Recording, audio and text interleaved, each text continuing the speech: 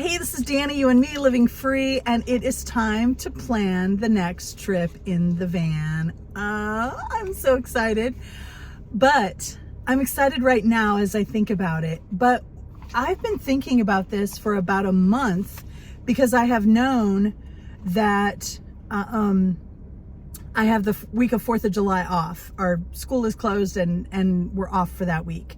So I've known I had this week off, and I kind of knew where I wanted to go. I want to go to Colorado, primarily for a couple of reasons. Number one, from Kansas City, I can drive to a lot of parts of Colorado in just one day. So 9 or 10 hours in the car, I can get to somewhere in Colorado. Number two, what's the best thing in summer? If you can't get to a beach, then get to a mountain. You got to have some elevation to get out of the heat, right? So those are the things that you think about in summer. And what's better than Colorado, man? You got the mountains.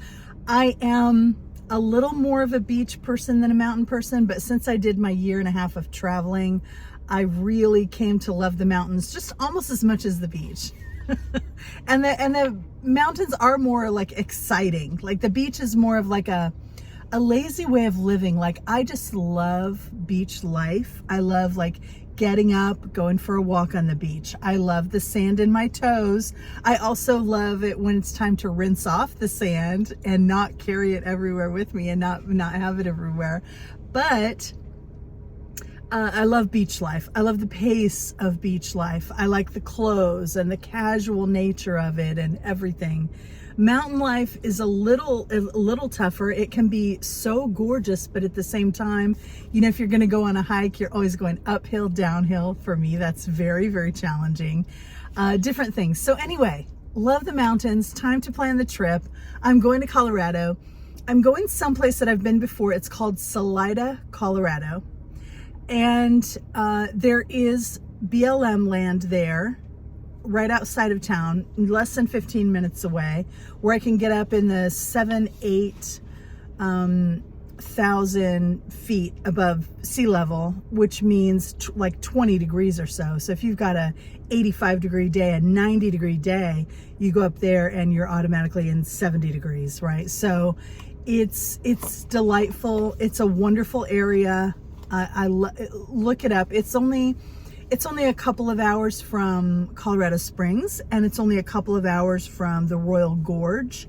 And in Colorado Springs, you know, there are a ton of things, including Pikes Peak and stuff. So there is so much right around there and on the way there that it's just a delightful thing. And I love the town of Salida. I think it has about 5,000 people. Does it have 5,000 or 20,000? I forget, like 5,000 people. It's still got kind of a small town feel to it, and yet it's very touristy, especially over the holidays and stuff, but still, it's a delightful town. I really like it there. Their library has really slow internet, so I started spending time in the McDonald's there, and I got to hang out with these two old guys, and then the one's wife would come in sometimes. But it's like this kind of small town where you go into the McDonald's and there's one table full of people who go there every morning and meet each other for breakfast or for coffee and for conversation and for being social and stuff. And it's just kind of delightful. So after the first couple times I was there, we started talking, and it's really great. So that's what I mean by like that kind of small town feel. Like you walk in and they're like, oh, we've seen you for a few days. We're going to say hi. We're going to talk to you. Very welcoming, very wonderful kind of area. So anyway, I love the whole area. There is a river that runs right through it. So even if it is a hot day, there's this great town right in the middle. There's a park right in the middle of town, and it's right on the river, and there's tons of people just wading or swimming or inner tubing or doing all kinds of stuff, kayaking, and there's white water there. It's awesome. You can do whitewater rafting trips. You can just walk in the mountains. You can walk through town. It's touristy with good food, or you can be on your own and be in the mountains and stuff. And it's delightful. So, but, and I was excited about going, but then I was realizing that I wasn't quite as excited as I thought. And I was even thinking about maybe I'll even stay home. And I really started to think about, okay, what is it exactly? What are the reasons why I might not be as excited as I have been in previous times? And here's one of the things. One of the things is that I'm transitioning here between being someone who was basically mostly, for over a year, I mostly spent my time in my van. So I was basically living in the van, going back and forth to Kansas City every couple of months. But I would be out in the van for a month, 2 months at a time. And so the van felt like home to me. And the van was fully stocked and it was always ready to go. Like I was always going out on a new trip. So I didn't bring in like those foundational items. I just left everything in the van, and all I needed to do to go on a trip was pack my clothes and maybe gather a few groceries, perishables and stuff. And I could literally go, have kind of a plan laid out and take off on a trip. And that's all it took. Now the whole van is broken down. I haven't made a trip in months, and I had the whole mouse situation that, you know, you can see in prior videos. That whole situation had the whole mouse situation going on, and so part of my stuff is still in the van. Part of it still needs to be cleaned. Part of it is cleaned but is in the closet in my room, in my bedroom. My stuff is scattered everywhere. There's a lot of reorganization, a lot of cleaning, a lot of planning, a lot of work that's going to have to go into getting the van ready. And I was realizing that's one of my areas of resistance to why I almost didn't want to go on this trip. Another thing is that there's a big transition between I have 2 months on the road and I have 9 days off work. There's a huge difference there, and there's so much more pressure with 9 days because it takes a lot of work to get the van ready. It takes a lot of planning and thinking about things and everything, and to do a ton of driving, have one destination, you know, do it for less than a week and then drive all the way back. It's a lot. It's a lot more fast paced. It's a lot more driving. It's a lot more, it just sounds like a lot more work, honestly, than to do it with more time. Now, I know that sounds really spoiled and everything. It's just a different mindset, and it has to be really worth it to go to all the trouble just for one destination. Like when I drove to the Pacific Northwest, on that trip, I was gone over 2 months and I had so many cool places I was going. It was so motivating to get out there. And yeah, there was a lot of driving and stuff, but it was like one thing after another. This is a totally different thing where you're just doing trips in the van. And I'm just trying to kind of get myself back into that whole kind of way of thinking about it. Another thing is I made notes. I'd be so organized today. Another thing that is providing some resistance is the fact that it is 4th of July. So when there are popular spots that I want to go to, I will purposely go when it's not a holiday, when I think the crowds might be lower. Like I'll go in on Monday, Tuesday, right? Only this time 4th of July is like on a Wednesday or a Thursday. So going in on Monday isn't going to help because everybody's going to like come in on the weekend or whatever. So I try to work around holidays when I'm traveling more. I would never pick this week to actually go because there's just too many people. There's too much of a chance of the spot I wanted to go boondocking, it would be full. There's a very good chance it might be full. So there's dealing with all kinds of things like that. Also, my van has 200 and how many miles does it have exactly? 248,360 miles. And so in the back of my mind, it's like taking the van out on a trip is like, you can have a brand new car and have an issue and be derailed, but with 250,000 miles almost on the vehicle, I'm kind of like, it's just something that's in the back of your mind, like, you know, this van's getting older, what if I got stuck? Anyway, it's just kind of a worry. It provides a little bit more resistance, right? Also, here's another thing why I was resistant to travel is because before a couple of years ago when I first started out on the travel thing, I was really I was kind of miserable at home. I didn't really like the home that I was living in, but it was so good for the budget that I had gotten really used to it and really gotten used to paying not that much money for rent or anything. Well, we had a big, if you watch me, you know, we had a big thing and my landlord was going to raise the rent hugely. And so he didn't renew our lease, painted the thing, doubled the rent, and put it out on the market. So I had to get another apartment. It costs me like $500 a month more than when it did before, but I like it a lot better. It's nice.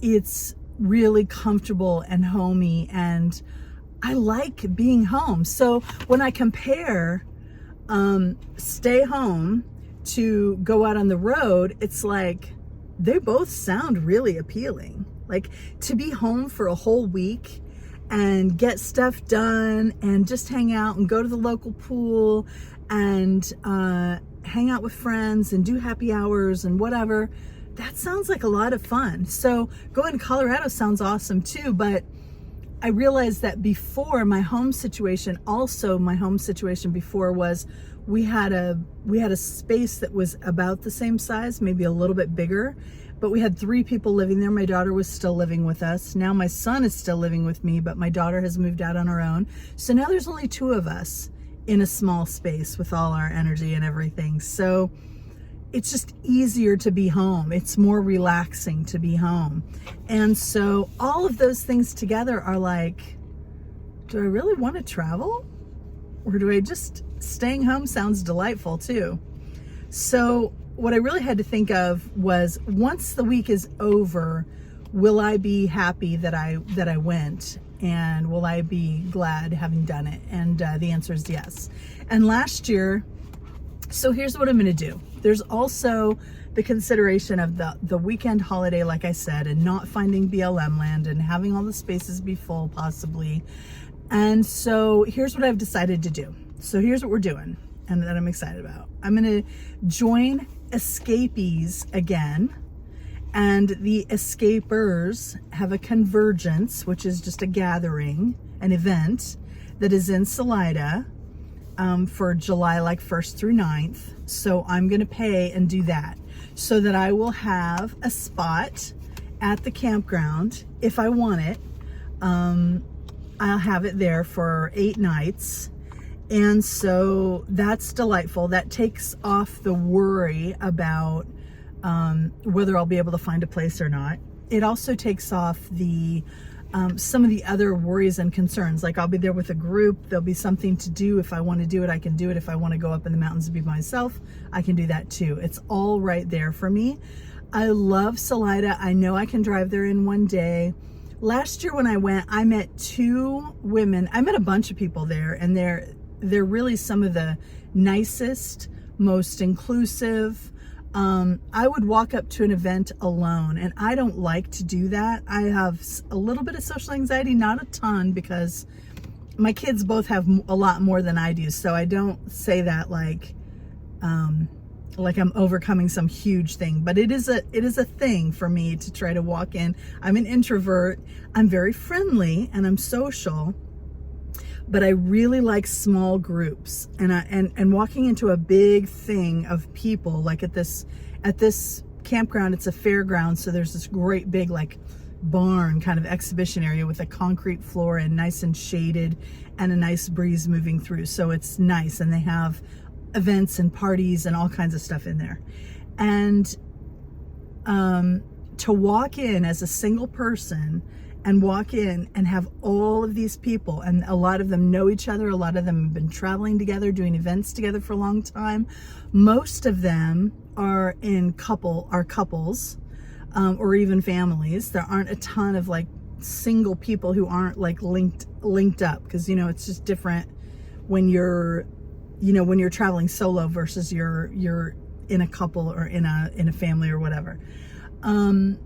So for me to walk in is a huge deal, and I have never been anywhere that made me feel more welcomed. And I have never been anywhere that made me feel more welcomed and and more like they wanted to include me, and not just the people who were working for escapees or escapers or whatever, not just people who are working for the organization, but people who just had so much hospitality and welcomingness and just openness, and were always like, oh, hey, Dani, come over here, we're talking about this or whatever. Like literally would just really kind of welcome you in. It was delightful. I met 2 women at this event, and then last year, and then they started hanging out with me, and so the 3 of us hung out during the event for a few days, several days, I don't remember. And I still talk to them. They are still friends. They're on Facebook, but anytime one of us is traveling or something, we have a little message group with the 3 of us, and we still keep in touch.